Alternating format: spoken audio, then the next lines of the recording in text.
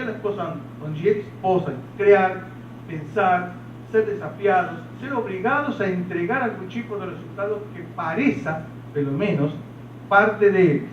Porque se eles têm que entregar um resultado que esteja relacionado só com a carreira, com o crescimento da empresa, eles não vão a se interessar.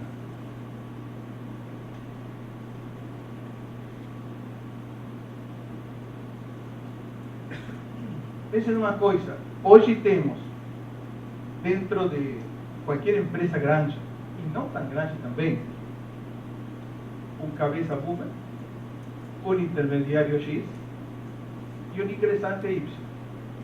Isto cria fatalmente um problema generacional e fatalmente um problema econômico e um problema laboral.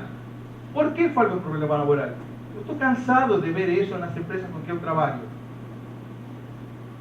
Chama fulaninho e manda ele fazer tal coisa. E fulaninho fala, mas os caras não querem, os caras não estão interessados em fazer isso. Eles não querem trabalhar conforme as estruturas antigas que eles têm. Então, para conseguir ter uma boa interação e não ter problemas com estes jovens, é necessário desafiar eles, interessar eles neste tipo de trabalho. Pensem vocês que estamos em uma mudança de tempos, em uma mudança de conceitos. Até hoje, eu comecei perguntando o tema da liderança. Até hoje ninguém se perguntou o que é a liderança. O que é a liderança para mim, talvez não seja a liderança para ele, ou talvez não seja a liderança para a Amanda que estava aqui. Eu não sei, tem diferenças. Então precisamos entender que a liderança, como um conceito, está mudando e está mudando muito rapidamente. Antes eu disse, o mundo está mudando. O problema é que não estamos percebendo que essa mudança já está aqui, já está instituída. Os outros dias alguém me trouxe um artigo, alguém acho que foi ele, e me mostrou que o X, a geração X, estava fugindo, porque pensavam, puxa, trabalhamos demais, perdimos nosso tempo, perdimos saúde, família, e agora pegamos o dinheiro que está, renunciamos e vamos lá a alguma ilha do Caribe a desfrutar da vida. Isso está acontecendo com alguns. Alguns verdadeiramente estão fazendo isso, mas outros tantos estão enfrentando a coisa e estão tentando segurar o poder que eles legitimamente pegaram dos boomers e que agora deveriam exercer. Mas a coisa mudou. Não dá mais como ser exercido esse poder. Não tem mais voz. Mais uma vez insisto, o mundo está mudando. Eu pensava que se tiver aqui neste momento algum líder Y, eu diria o seguinte, meu amigo ou minha amiga, aproveita a enorme experiência que você pode tirar do teu pai, do teu chefe, do teu superior, em qualquer âmbito que seja. Que com isso, mas as próprias características que o Y tem, serão excelentes líderes na hora que eles chegarem para dirigir uma outra geração que está vindo atrás, a Z. Que aí, em algum sentido, vamos ter uma espécie de pequena vingança. Porque se os Y são complicados, não imaginem o que são os Z, o Z. Eu sempre falo, para manter um passo na frente do jogo, vocês precisam ter mente aberta. É difícil manter mente aberta. Eu muitas vezes disse que tinha mente aberta e finalmente não era assim. Há pouquinho tempo atrás eu estava conversando com um CCO, bem falo, de uma agência muito famosa de publicidade, ou seja, um Chief Creator Officer, que tem, por estes momentos, algo assim como 32, 33 anos. E estava conversando justamente deste tema, porque este é um tema que me preocupa. Eu vejo que a gente está enfrentando um tsunami enorme e não estamos percebendo o tamanho dele. Estava conversando disto, explicava, não é certo, a situação que estava criando-se e como poderia ser contornada. E ele me olhou e falou num momento, não, eu não vou deixar que um moleque que entrou agora faça o que quiser e passe por cima toda a experiência que eu tenho. Meus amigos, insisto, 32, 33 anos tenho. Brinquinho, moderno. Então, não é só uma questão de cabelo grisalho ou de anos em cima. É uma questão... Como? Exatamente. É uma questão de atitude. É atitude. Precisamos mudar essa atitude. Para isso, precisamos nos transformar. Como nos podemos transformar? Entendendo que alguma coisa precisa mudar. E para terminar, eu vou deixar você com uma pequena reflexão. Todos vocês conhecem a águia americana, a famosa águia americana.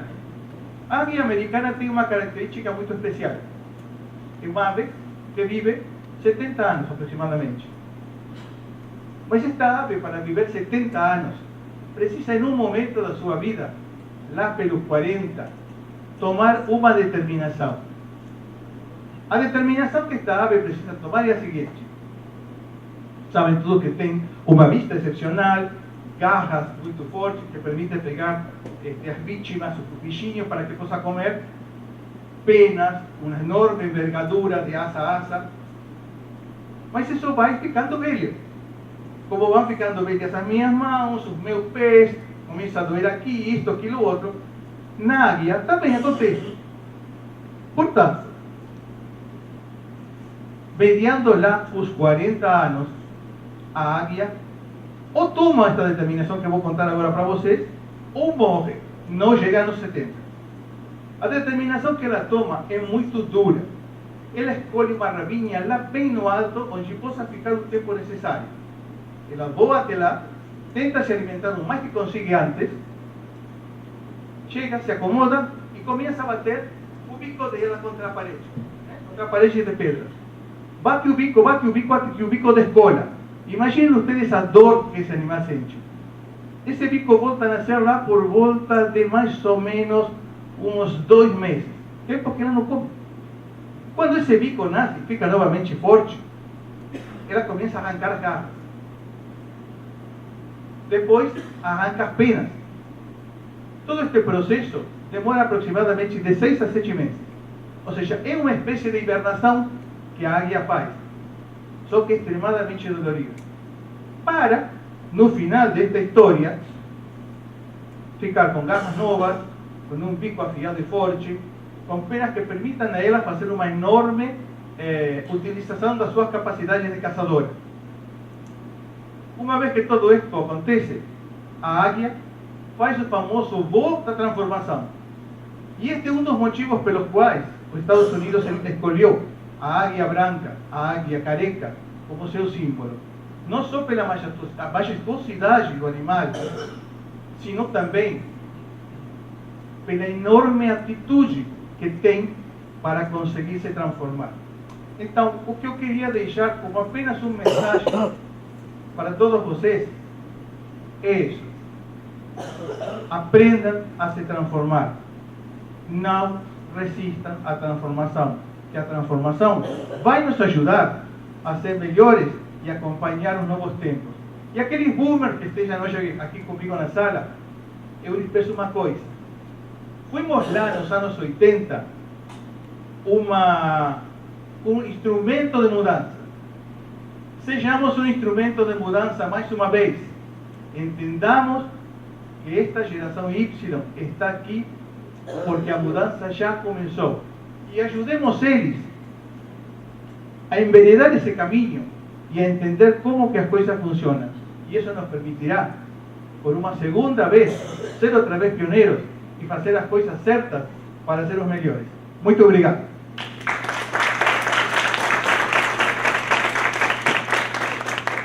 Doutor Garay,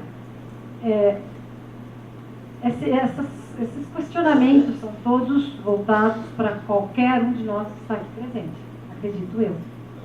Porque nós vivemos com os nossos filhos, né? Vivemos com os nossos colaboradores, que são jovens, que têm essa mente aberta, que têm os seus desejos. No semestre do ano passado eu estava participando de um curso na GV sobre desenvolvimento das organizações e das pessoas nas organizações. O conflito está absolutamente estabelecido. Aquela cultura de sucessão dos nossos pais, dos nossos avós, dos nossos pais, isso deixou de existir como se nada tivesse sido um mar muito manso. Hoje em dia, essa nova geração, e é uma geração que é cheia de vida, cheia de sonhos, como nós tivemos, mas um formato diferente, é que vem trazendo esse tipo de paradoxo de comportamento. Como enfrentar, nós, da geração, como enfrentá-los, ainda que tenhamos uma mente aberta para um contexto atual, né, porque a gente está numa constante evolução, se a gente está no mercado, nós estamos nos transformando, mas como confrontar de forma a não transformar num conflito. O confronto existe, mas é um conflito que deve ser evitado. E qual seria a forma? Porque eles vêm com uma ideia, como mesmo o senhor falou, você falou, se me permite, de que já nasce dentro dessa geração a ideia de um empreendedor, de um lutador para as conquistas dos seus próprios negócios, mas num contexto que não é dele. E aí que gera um conflito. Eu quero ser empreendedor, eu quero trabalhar nessa empresa como se minha fosse, e me dê espaço para isso, me dê liberdade para isso. Isso para olhar da nova geração, se ela entra num campo em que ela possa se desenvolver com esse viés e houver a compreensão da geração boomer, conseguir conciliar esses dois desejos para um desenvolvimento, eu acho que seria o ideal, né? Seria o ideal. Mas na realidade nós sabemos que não é assim. Porque transformar pessoas é algo muito difícil. Mudar comportamentos é muito difícil. Tanto para nós, quanto para as outras gerações que nos sucederam. Professor, eu acho que, doutor Gustavo, eu gostaria muito de, numa outra oportunidade, que o senhor me desse uma fórmula para que a gente enfrentasse isso sem tantos conflitos. Porque nós não podemos impor, nós teremos que seduzir-los a ponto de eles se envolverem mesmo, o tempo todo. Não é fácil para eles, o olhar deles para nós, tampouco a nossa para deles. Qual seria o meio termo? Alan que pertence aqui. Eu estou realmente num conflito de uma geração Y com uma geração boomer. E quem sabe, aí o propósito desse painel, colocar justamente dois olhares. Ainda que o Alan não vá tratar especificamente, não vai dar continuidade, ele vai abordar a compliance, as boas práticas das empresas, a imagem de uma empresa num cenário novo, contemporâneo, que depende da sua reputação para se tornar competitiva. É essa a abordagem. Se eu estiver equivocada, me avise. Portanto, eu passo a palavra, deixo só essas reflexões, para que no momento posterior a gente comece a debater. Passo a palavra para Alan Souza, Compliance Officer da Mercer, pertencente ao grupo Mercer McLehman Companies, graduado em Administração de Empresas pela PUC São Paulo e certificado de Legal Ethics Compliance. Passo a palavra e que todos tenham aí um bom proveito. Bom, pessoal, muito obrigado. Gostaria de agradecer a oportunidade para a doutora Noêmia. Muito feliz de estar aqui com vocês. E realmente, eu faço parte dessa geração Y que tem tantos pontos negativos, mas também temos os pontos positivos. Eu diria que se minha mãe tentar me ligar agora, eu não vou atender, mas se ela me mandar um WhatsApp, com certeza eu vou ver em menos de um minuto a mensagem dela.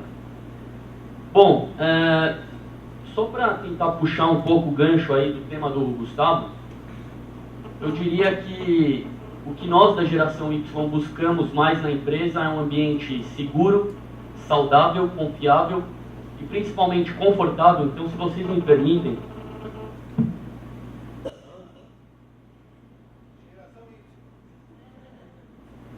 para de tirar roupa. assim eu me sinto mais confortável. E uma pergunta que eu faço para vocês: por que utilizamos gravatas num evento corporativo? Uma questão de um costume, uma cultura que nós temos, nós aprendemos com isso, de repente com os nossos pais, com os nossos avós, enfim. Isso tudo veio com a evolução aí do mundo corporativo, então a gente usa gravata, mas eu me sinto bem falando assim com vocês, espero que vocês não se incomodem. E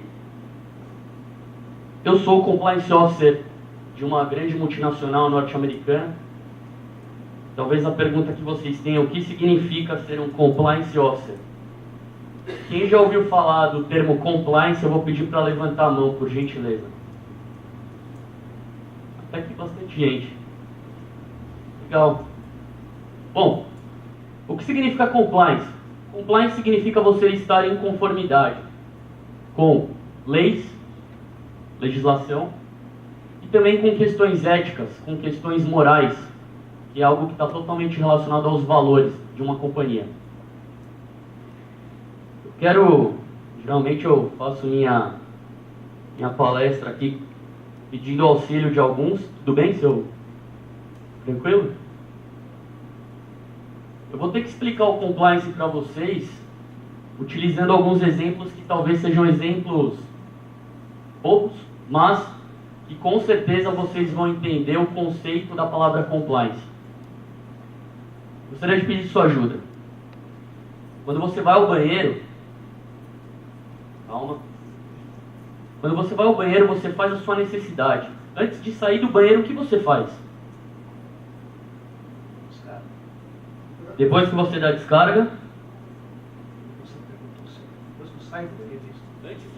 antes de sair do banheiro, o que você faz? Descarga as mãos.